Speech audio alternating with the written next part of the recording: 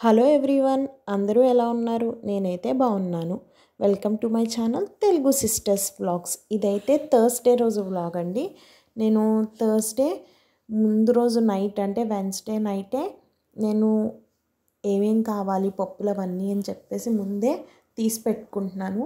నేను మసూర్ దాల్ తీసుకున్నాను, దాంతోపాటు కొంచెము పెసరపప్పు కూడా తీసుకుంటున్నానండి ఫ్రైకి. అండ్ వీటితో పాటే రైస్ కూడా పక్కన పెట్టేసుకుంటున్నానండి. పెసరపప్పు ఎందుకు అంటే అరటి దూట కర్రీ చేస్తున్నాను కదండి, అందులోకి అరటి దూట ఫ్రై చేస్తున్నాను. దానికోసం అని చెప్పేసి తీసుకున్నాను.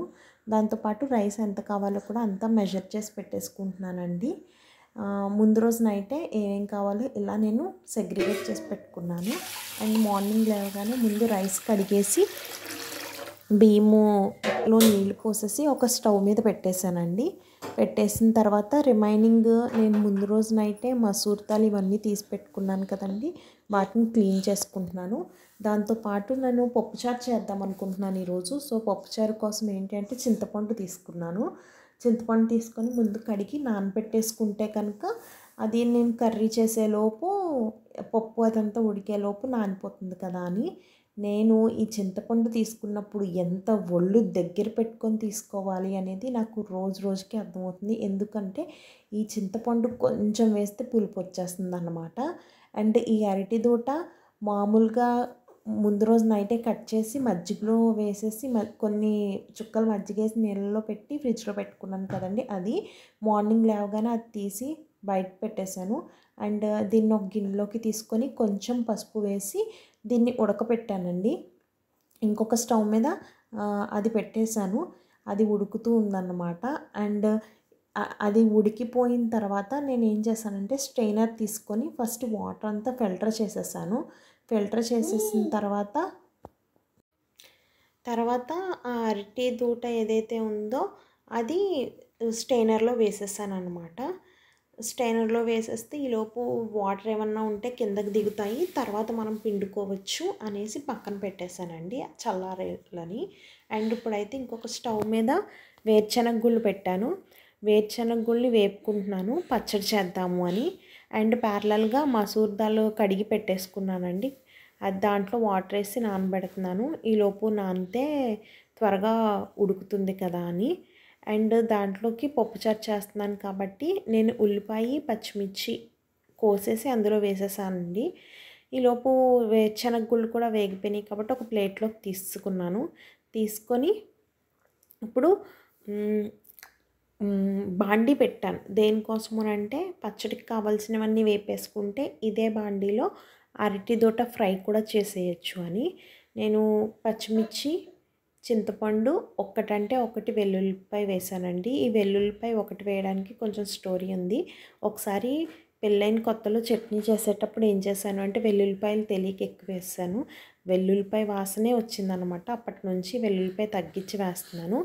ఇప్పుడు దీంట్లోకే ముందు రోజే తీసి పెట్టేసుకున్నాను పుట్నాల పప్పు, అదే వేరుశనగపప్పు ఎంత వేయాలి అని, అది వేసేసాను.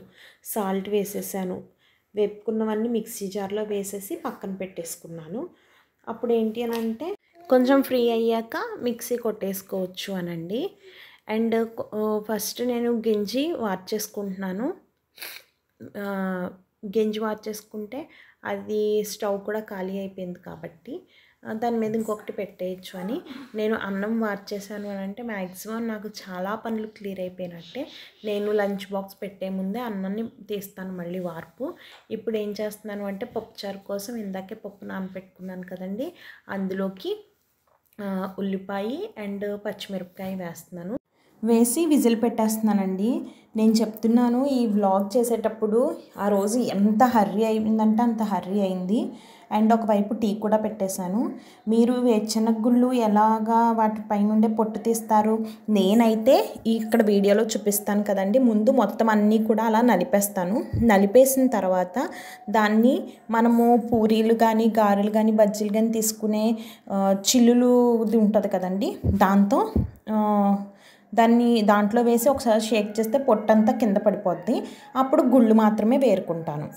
ఇదిగోండి వీడియోలో చూపిస్తున్నాను కదా, అలానే దాన్ని ఒకసారి షేక్ చేస్తే అందులో నుంచి పెద్ద గుండులా ఉంటే కనుక వేరుశనగ గుండు అందులోనే ఉండిపోద్దండి. ఒకవేళ బద్ద కింద విడిపోతే మాత్రం కింద పడిపోద్ది. అదేం చేస్తాను అంటే ఒకసారి పొట్టంతా కూడా చెరిగేసుకుంటే ఆ గింజలు పక్కకు తీసేసుకోవచ్చు అన్నమాట. అలా చేస్తాను. వేరుశనగుళ్ళకి పొట్టు తీసేసుకున్న తర్వాత దాన్ని ఇందాకే ఆల్రెడీ మిక్సీ జార్లో వేసుకున్నాను కదండి, వాటిల్లో వేసేసాను. ఒక్కొక్కసారి టైం లేకపోతే పొట్టు తీయకుండానే మిక్సీ కొట్టేస్తాను. అండ్ ఇప్పుడు నేను ఉడకపెట్టుకున్న పప్పులో నుంచి పచ్చిమిర్చి పక్కకు తీసేసి ఉప్పు పసుపు వేసేసి చింతపండు రసం వేసేసి పప్పు కర్రతో తిప్పేసానండి. బాగా చాలా మెత్తగా నలిగిపోయింది పప్పు అనేది. నేను చెప్పాను కదండి, ఇక్కడ చింతపండు నేను ఎప్పుడొచ్చినా మా ఊరు నుంచి చింతపండు తెచ్చుకుంటాను. అది అయిపోయింది, అందుకని ఇక్కడ చింతపండు కొన్నాను. కొంచెం వేస్తే చాలు ఎంత పులుపు వచ్చేస్తుంది అంటే అంత పులుపు వచ్చేస్తుంది.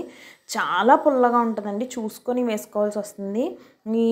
ఈ పప్పుచారు కూడా కొంచెం పులుపు ఎక్కువైందనమాట. అండ్ కానీ టేస్ట్ అయితే బాగుంది. పులుపు ఎక్కువైనా కూడా టేస్ట్ చాలా బాగుంది. అండ్ పక్కనే తాలింపు పెట్టేసుకొని పప్పుచారులోకి తాలింపు వేసేసానండి. పప్పుచారు కూడా మరిగిపోయింది. అండ్ ఫైనల్గా ఇప్పుడు అరటి దోట ఫ్రై చేయాలి. అరటి దోట ఫ్రై చేయడం కోసం నేను పక్కనే పెట్టుకున్నాను కదండి, అది అరటిది కట్ చేసి ఉడకపెట్టి దాన్ని బాగా మనము నీరు పిండేయాలన్నమాట. అండ్ ఇప్పుడైతే ఉల్లిపాయలు కోస్తున్నాను. ఎందుకు అని అంటే నేను గుంత పొంగనాలు వేస్తున్నానండి, దానికోసమని ఉల్లిపాయలు కోసుకుంటున్నాను. దోసల పిండి కొంచెం ఉంటే ఆ దోసల పిండిలోనే ఉల్లిపాయ పచ్చిమిర్చి కోసేసి వేసేస్తున్నాను.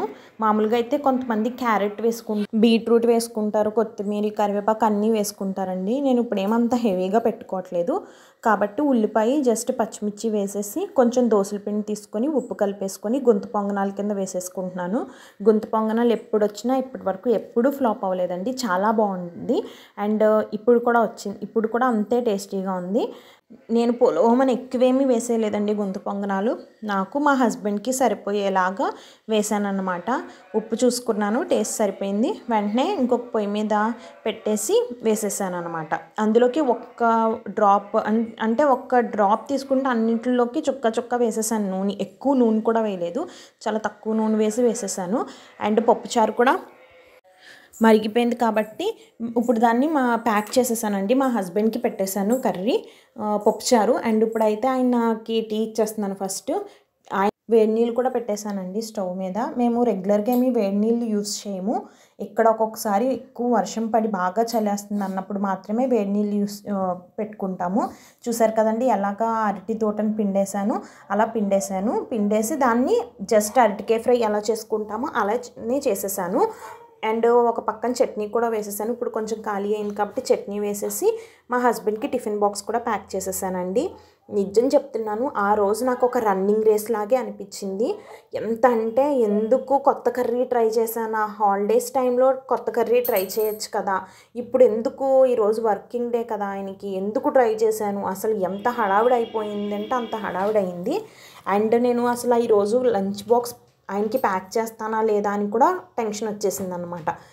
ఆయనకి ఎప్పుడైతే ఒకవైపు ఫ్రై పెట్టానో అప్పుడు ఓకే ఈరోజు లంచ్ బాక్స్ టైంకి అయిపోతుంది అని అనుకున్నాను. అండ్ నేను మొన్న సున్నుండలు వీడియో చేశాను కదండి, సున్నుండలు చేసేటప్పుడు షాప్ దగ్గరికి వెళ్తే అక్కడ పప్పాయ కనిపించింది.